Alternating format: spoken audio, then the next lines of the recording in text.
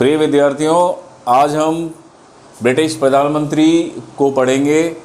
पिछले पार्ट में हमने ब्रिटिश मंत्रिमंडल को पढ़ लिया था और ब्रिटिश मंत्रिमंडल के बाद में अब बात आती है ब्रिटेन के प्रधानमंत्री की, जो कैबिनेट का मुखिया होता है। तो ये कैसे होता है, तो आपने पहले इसका इतिहास भी पढ़ा हुआ है कि जो राजा थे सम्राट जॉर्ज पंचम, उसके समय में ये होता था कि उनको इंग्लिश नहीं आती थी, इसलिए क्योंकि वो फ्रेंच ही जानते थे तो वो मीटिंगों में अध्यक्षता ही नहीं करते थे, क्योंकि वहाँ सारे लोग इंग्लिश में बात करते थे। तो उन्होंने अपने प्रधानमंत्री को भेजना शुरू कर दिया कि तुम ही बैठक की अध्यक्षता करो। तो आगे चलकर ये प्रथा बन गई कि मीटिंग की अध्यक्षता जो है वो प्राइम मिनिस्टर करेगा और उसकी सूचना सम्राट को वो देता रहेगा। तो आज हम शुरुआत करते हैं ब्रिटिश प्रधानमंत्री के नियुक्ति कैसे होती है, उसके कार्य और शक्तियाँ कैसे होती हैं। परीक्षा की दृष्टि से ये बहुत महत्वपूर्ण है। ब्रिटेन की वास्तविक कार्यपालिका है और प्रधानमंत्री मंत्रिमंडल का प्रधान। इस प्रकार प्रधानमंत्री शासन व्यवस्था का केंद्र है। शासन में प्रधानमंत्री की स्थिति इतनी अधिक महत्वपूर्ण और केंद्रीय है कि वर्तमान समय में कुछ पक्षों द्वारा ब्रिटिश सरकार को मंत्रिमंडलीय सरकार के स्थान पर प्रधानमंत्री सरकार कहा जाने लगा है। अब इसकी नियुक्ति, प्रधानमंत्री की नियुक्ति सम्राट के द्वारा की जाती है, किंतु व्यवहार में लोक सदन के बहुमत दल के नेता को सम्राट के द्वारा प्रधानमंत्री पद पर नियुक्त किया जाता है। यद्यपि अब तक ऐसे कुछ अवसर हुए हैं जबकि प्रधानमंत्री की नियुक्ति में सम्राट के द्वारा अपने विवेक का प्रयोग किया गया, लेकिन 1963 में जब हैरोल्ड मैकमिलन के द्वारा त्यागपत्र दिया गया और उनका स्पष्ट उत्तराधिकारी न होने के कारण लॉर्ड सभा के सर एलेक्स डगलस होम को प्रधानमंत्री पद प्रदान किया गया, तो इस नियुक्ति पर तीव्र विवाद हुआ और उस समय के अनुदान दल के द्वारा भी इस परंपरा को अपना लिया गया कि महानिर्वाचन के बाद और उसके बाद कभी दलीय नेता का पद रिक्त हो तब लोक सदन के दलीय सदस्यों द्वारा अपना नेता चुनने का कार्य किया जाएगा। कीथ कहते हैं, प्रधानमंत्री पद के लिए किसी कुलीन पुरुष का चुना जाना अब एक असाधारण सी बात हो गई है। प्रधानमंत्री पद की अनौपचारिकता, इसका कोई कानूनी आधार नहीं है और ये अनौपचारिकता ही है। प्रधानमंत्री पद की स्थापना किसी संसदीय कानून के आधार पर नहीं हुई है, लेकिन जब सम्राट जॉर्ज पंचम ने कैबिनेट की बैठकों में सम्मिलित होना बंद कर दिया तो कैबिनेट की अध्यक्षता के लिए एक पदाधिकारी की आवश्यकता अनुभव हुई और 1721 में नियुक्त वालपोल ब्रिटेन के प्रथम प्रधानमंत्री थे और इस पद का सर्वप्रथम उल्लेख 1878 में हुआ जब लॉर्ड बीकंसफील्ड ने बर्लिन संधि पर हस्ताक्षर करते हुए अपने आप को राजकीय कोष का प्रथम लॉर्ड इंग्लैंड का प्रधानमंत्री कहा। अब प्रधानमंत्री पद की शक्तियां, जेनिंग्स कहते हैं प्रधानमंत्री संपूर्ण संविधान की आधारशिला है। सर सिडनी लोग कहते हैं संसद में निश्चित बहुमत के रहते इंग्लैंड का प्रधानमंत्री वह सब कार्य कर सकता है जिसको जर्मन का सम्राट और अमेरिका का राष्ट्रपति भी नहीं कर सकता, क्योंकि वह कानून में परिवर्तन कर सकता है, करारोपण कर सकता है, उसे समाप्त कर सकता है, वह राज्य की सभी शक्तियों का पूर्ण निर्देशन कर सकता है। अब क्या शक्तियां हैं, तो पहला है मंत्रिमंडल का निर्माण।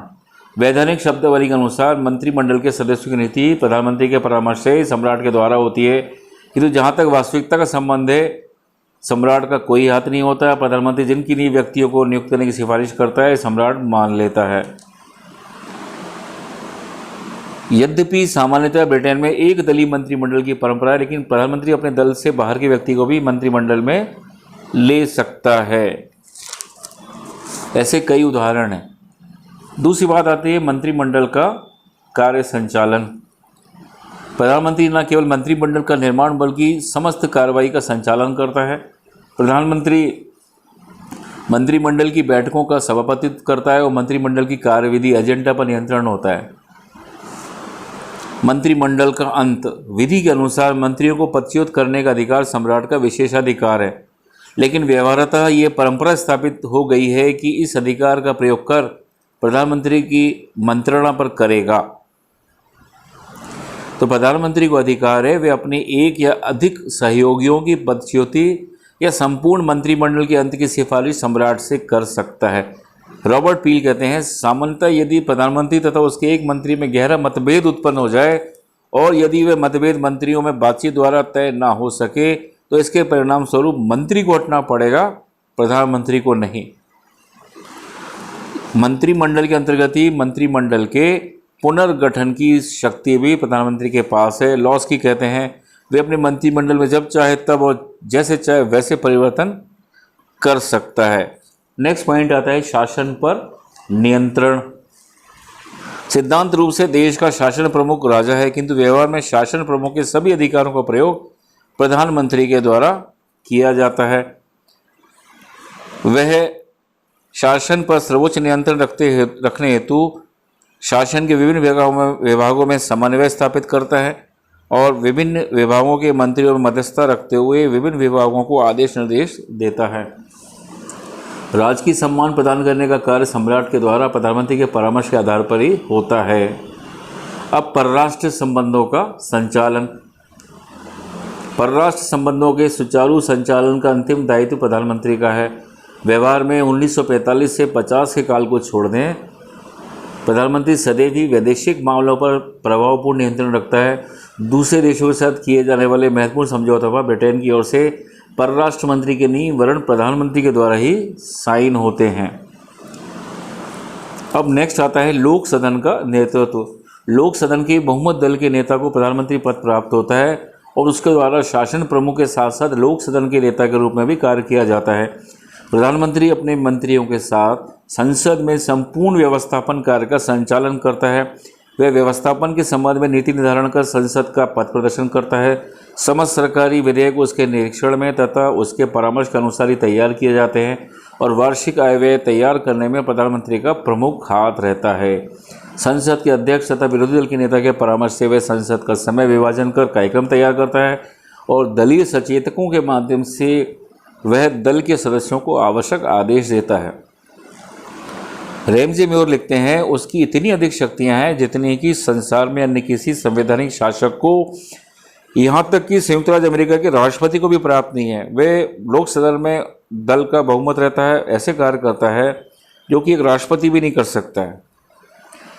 वह वचन देता है कि अमुक संधि कर ली जाएगी और उसे समुष्टि प्रदान की जाएगी, संसद द्वारा अमुक कानून पास किया जाएगा अथवा अमुक धनराशि की स्वीकृति दी जाएगी।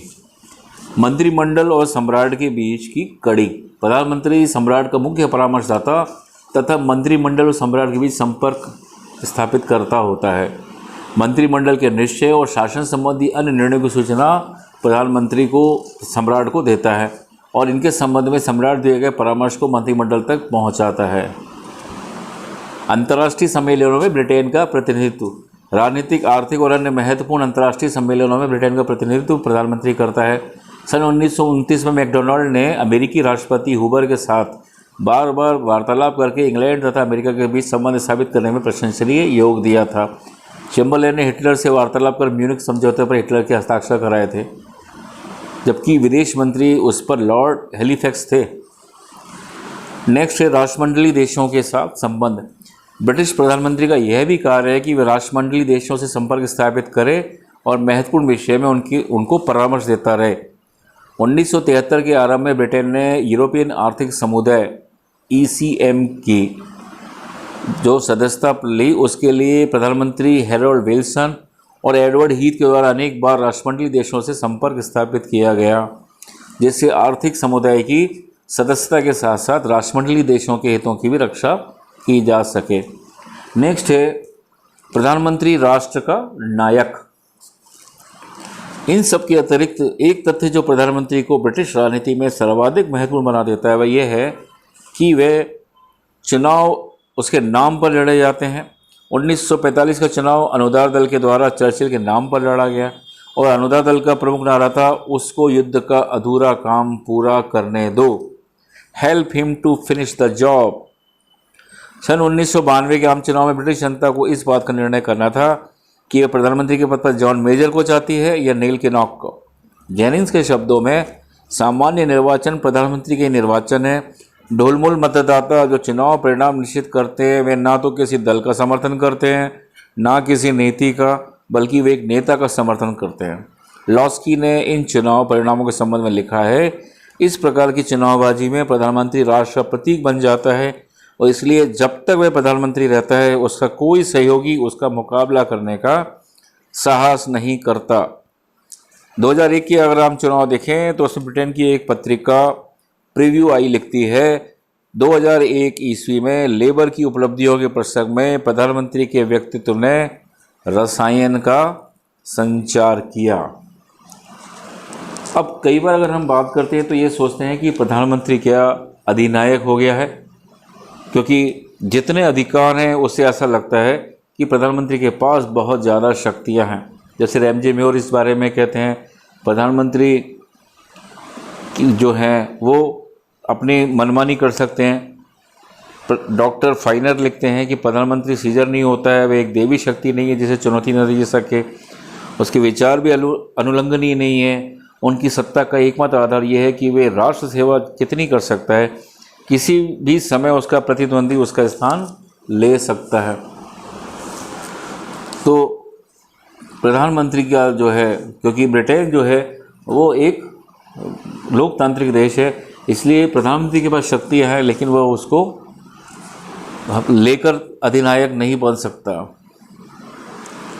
प्रधानमंत्री का व्यक्तित्व जो होता है वो बहुत महत्वपूर्ण होता है। लॉर्ड एस्किवन कहते हैं कि प्रधानमंत्री का पद वैसे ही बन जाता है जैसे कि इस पद का उत्तराधिकारी या अधिकारी इसे बनाना चाहता था।